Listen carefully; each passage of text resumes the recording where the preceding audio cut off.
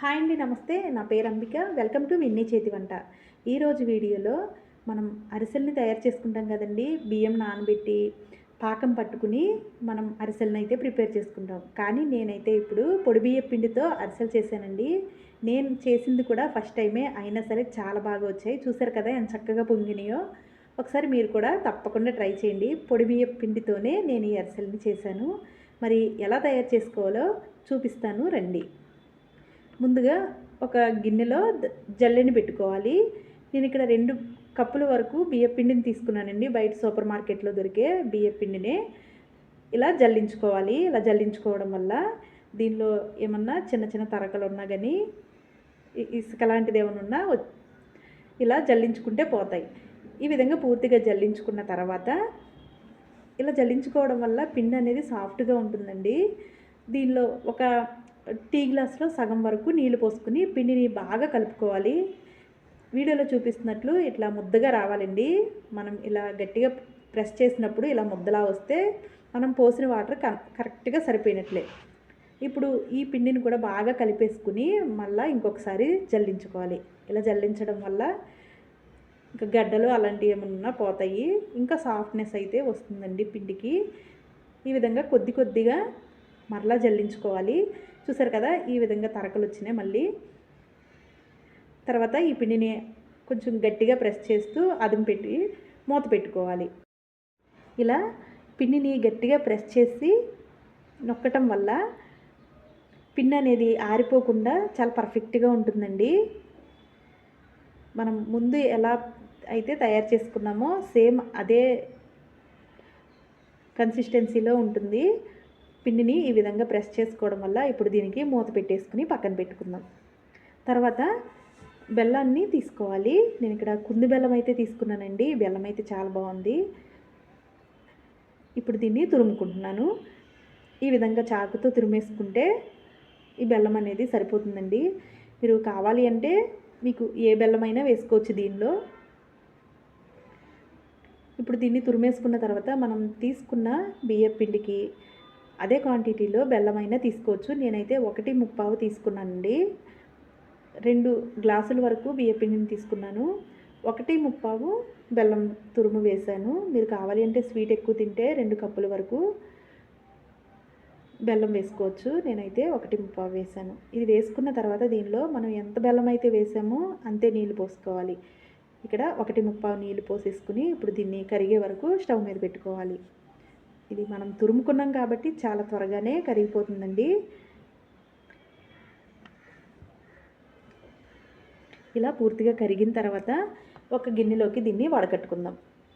ఇప్పుడు ఈ బెల్లం నీళ్ళని వడకట్టడం వల్ల దీనిలో గడ్డి కానీ ఇసుక కానీ ఏమన్నా ఉన్నా ఇలా గరాటలోకి వచ్చేస్తుంది. అంతేనండి. ఇప్పుడు దీన్ని కొద్దిసేపు ఈ వాటర్ని మరిగించుకోవాలి. ముందుగా దీనిలో ఒక 2 టేబుల్ స్పూన్ల వరకు యాలకుల పొడి వేసుకోవాలి. నేను ఇక్కడ కొంచెం బెల్లాన్ని అలాగే యాలకుల్ని కలిపి మిక్సీ పట్టుకున్నది వేశాను. తర్వాత దీనిలోనే ఒక 2 టేబుల్ స్పూన్ల వరకు నువ్వులను కూడా వేసుకోవాలి. మీకు నువ్వులు ఇప్పుడే వేయటమే ఇష్టం లేకపోతే మనం చలిమిడి చేస్తాం కదండి, ఆ టైంలో అద్దుకుని నూనెలో వేసుకున్నా బాగానే ఉంటుంది. నేనైతే ఈ మరిగే బెల్లం నీళ్ళల్లోనే వేసేసాను. ఇలా వేసిన తర్వాత ఈ వాటర్ని కొద్దిసేపు మరిగితే సరిపోతుంది. దీనికైతే పాకం ఏమీ రానవసరం లేదండి. జస్ట్ నీళ్ళు మరిగితే సరిపోతుంది.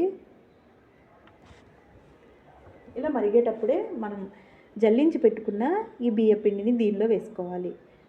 ఎవరి హెల్ప్ అన్నా తీసుకుని ఇలా ఒకరు వేస్తుంటే ఒకరు కలుపుకుంటూ ఉంటే సరిపోతుందండి. నాకైతే మా పాప హెల్ప్ చేసింది. నేను పిండిని కొద్ది కొద్దిగా వేస్తూ ఉంటే తను ఈ విధంగా కలిపింది. దీనికి పాకం ఏం అవసరం లేదండి.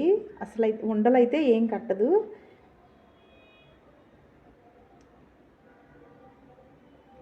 ఇలా కొంచెం కొంచెం వేసుకుంటూ దీన్ని కలుపుకోవాలి.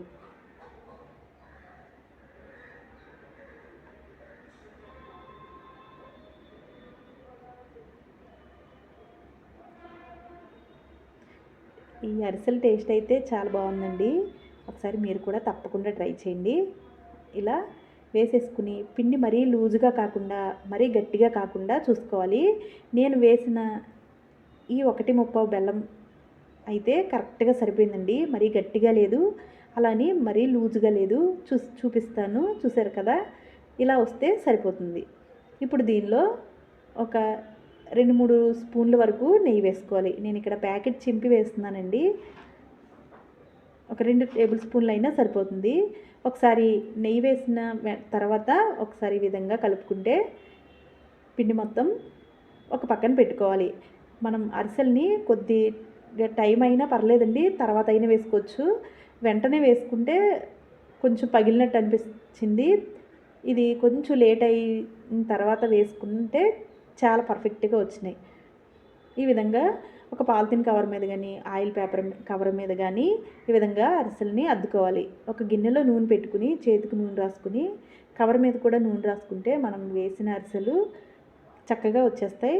ఈ విధంగా మరిగే నూనెలో అరిసెల్ని వేసేసుకుంటూ, ముందు నేను ఒకటి వేసానండి, తర్వాత నుంచి ఒక 2-3 వేసుకోవచ్చు. ఈ విధంగా నూనె అయితే హై ఫ్లేమ్లోనే ఉండాలి అరిసెలకి. ఈ విధంగా బాగా మరుగుతున్నప్పుడు అరిసెలను వేసుకోవాలి. చూసారు కదా ఎంత చక్కగా పొంగుతున్నాయో. పిండి అనేది కొద్దిసేపు ఆగిన తర్వాత అరిసెలను వేయండి.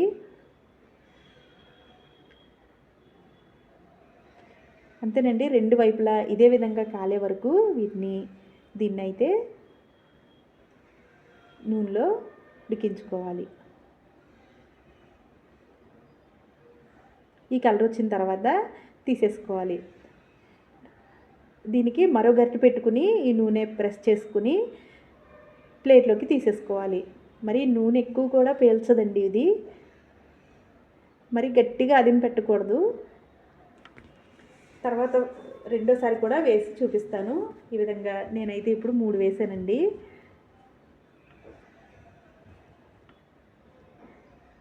ఆయిల్ మాత్రం లో ఫ్లేమ్లో అయితే అస్సలు పెట్టకూడదు, హైలోనే పెట్టుకోవాలి.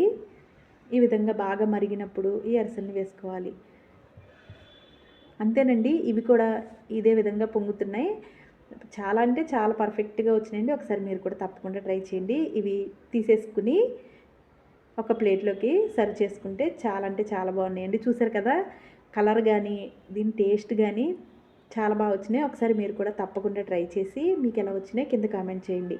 వీడియో నచ్చితే లైక్ చేసి మీ ఫ్రెండ్స్కి రిలేటివ్స్కి షేర్ చేయండి. ఇలాంటి మరిన్ని వీడియోస్ కోసం మా విన్నీ చేతి వంట ఛానల్ని సబ్స్క్రైబ్ చేసుకోండి. Thank you.